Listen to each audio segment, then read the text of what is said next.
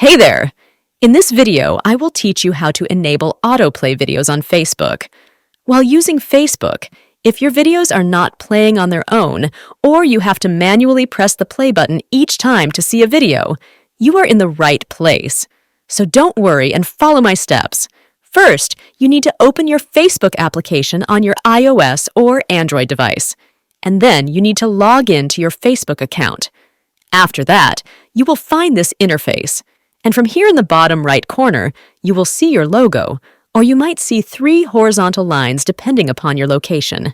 You need to tap there once, and then you need to scroll down a bit and find these Settings and Privacy Option tab there once, and then Settings. After that, you will see these interfaces, and from here, you need to scroll down and find the Media option.